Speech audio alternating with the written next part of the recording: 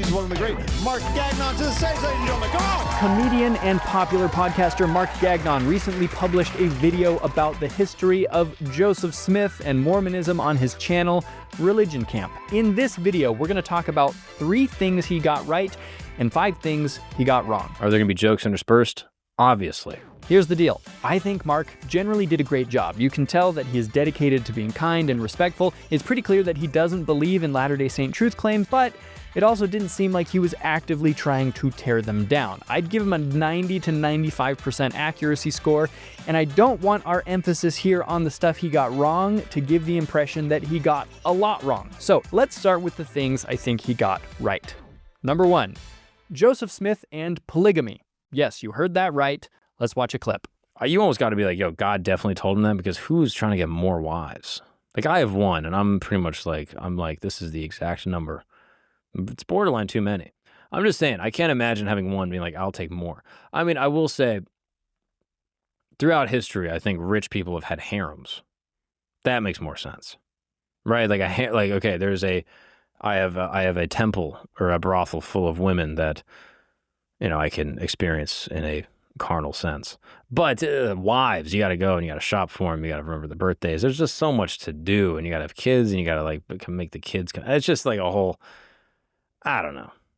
You almost got to believe him, because I can't imagine a man willingly choosing polygamy. Okay, so obviously he's joking around a bit at the expense of women, which I'm not a huge fan of, but what I liked about his approach was that he acknowledges that if Joseph Smith was just after sexual gratification, there would have been other easier ways of accomplishing that. The historical LDS practice of polygamy came with responsibility. It wasn't just a series of one-night stands, it was commitment. This was something that polygamy expert Brittany Chapman Nash emphasized in our recent interview. Take a look. There was a lot of responsibility that came. First was caring for each family temporarily, provide homes for each wife, or a comfortable home where they could all live together, being looked to as the head of the household to enforce things, to solve domestic disputes between wives. And it was difficult to satisfy all of those different emotional and spiritual needs from both their wives and children. I'm not at all saying that polygamy isn't problematic in a lot of ways, but I appreciated that Mark cut through a lot of the sensationalism in his brief remarks on this topic. So Joseph Smith establishes the Church of Jesus Christ of Latter-day Saints. This is also known as the LDS Church, and this is in 1830. Now, the text that he interpreted, these, golden plates, is the Book of Mormon. As such, culture has just organically called members of the LDS Church Mormons after the title of their scripture.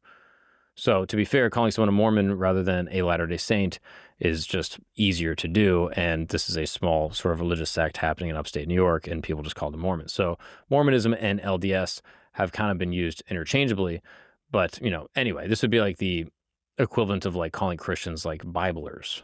You know what I mean? It's like, yeah, you guys are Biblers. And you're like, well, we read the Bible, but we're actually Christians. They're like, you're Biblers. So there you go.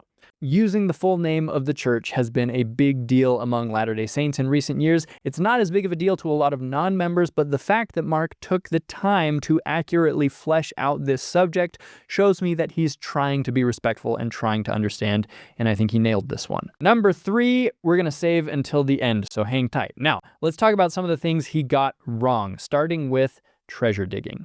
Joseph Smith Sr. started to move away from farming and got more involved in basically treasure hunting. Now, I know what you're thinking. You're like, treasure, like, what is that, like pirates or something? He's like, no. This is basically like literally what it sounds like. It's like money digging. And it was pretty common during the time, which was kind of inspired by like quasi-spiritual or like folk beliefs, where people with special seeing powers, or they would sometimes use stones that would help them see things, and this would then help them locate hidden objects, and then they would be blessed by God with tons of money. And it became pretty central to the Smith family and their sort of new stream of income. So Joseph Smith Sr. would take some of his kids treasure hunting, and Joseph Smith Jr. was one of them. Okay, so he gets the culture of treasure digging pretty correct. This was not a dark, nefarious practice. This was just folk Christianity. What I do take issue with is the scope of the Smith family's involvement. It was something they were involved in, but I see little evidence to suggest, as Mark claims, that Joseph Sr. had the family moving away from farming until treasure hunting became their primary source of income. I'm not sure what his source was, if any, for this claim, but the Smiths were primarily farmers. They built their farm in Palmyra from pretty much nothing. They did have to hire out as day laborers whenever they could to help pay for the farm. Treasure hunting was one of those side gigs, but to my knowledge, was never their primary source of income. Joseph Sr.'s wife, Lucy, even wrote in her memoir after describing all of the work they put into the farm, "Let not my reader suppose that because I shall pursue another topic for a season, that we stopped our labor and went at trying to win the faculty of a Brock, drawing magic circles, or soothsaying to the neglect of all kinds of business. We never, during our lives, suffered one important interest to swallow up every other obligation." 1826, 3 years after Alvin's death, Smith is arrested in Chenango County and charged with practicing necromancy. Now, this is where things get interesting. Here is, again, a return to some occult associations. Now, necromancy is the occult practice of communicating with the dead,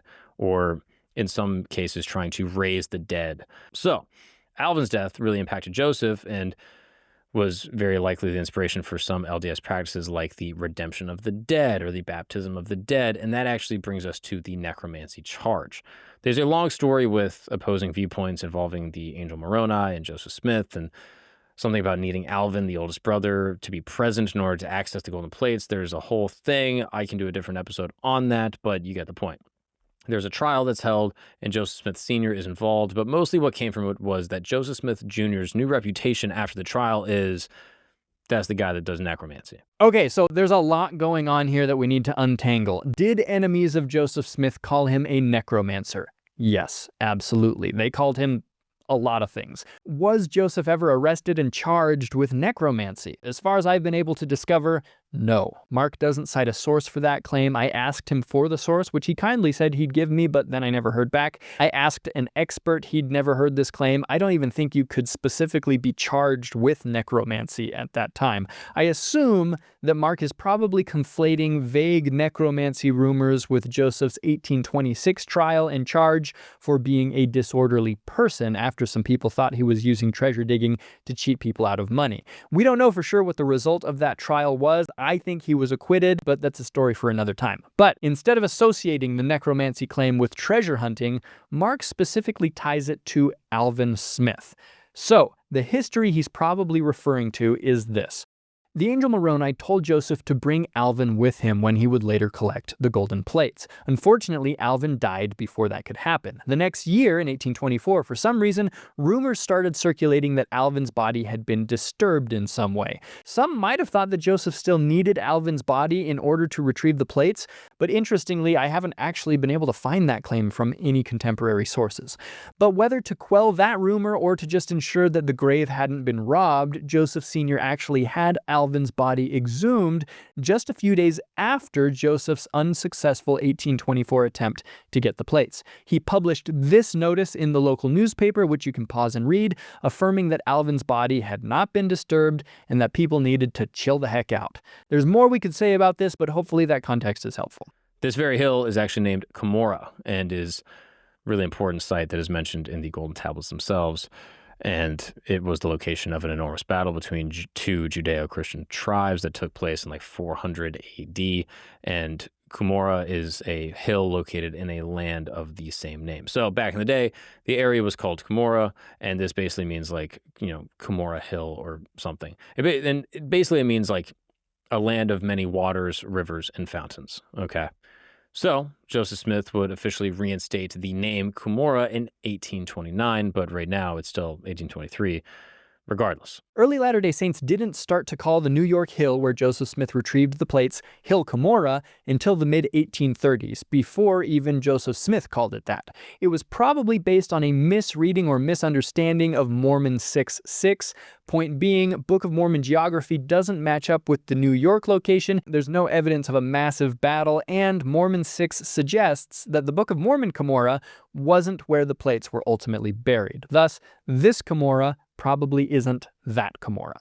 There were a couple different scribes who helped Smith out with this process over the next several years. One guy was Martin Harris, who helped in 1828 for just a few months. Then his wife, Emma Smith, helped for the rest of 1828 into 1829. And then finally, 1829, Smith started translating with a man named Oliver Cowdery. Okay, so he's not technically wrong here, but he portrays the translation of the Book of Mormon as a multi-year process. The translation did indeed begin in April of 1828, but then the partially completed manuscript was lost. Virtually everything in the published Book of Mormon we have today was translated between April and the end of June 1829. John Welch found that the translation was probably completed within about 60 full-time working days. To be able to dictate a text as complex as the Book of Mormon within that time period, all while looking at a rock and a hat in front of witnesses without significant revisions, that's absolutely insane, and I wish that Mark had called more attention to that. It really is one of the biggest questions for critics. How did Joseph Smith produce this, and is there evidence that actually supports those critical theories? Food for thought. And they finally finished on July 1st, 1829. And at this point, Moroni returns, and he comes back, and he takes the plates with him, which I don't know if anyone really knows why he takes the plates with him, but that is what he did.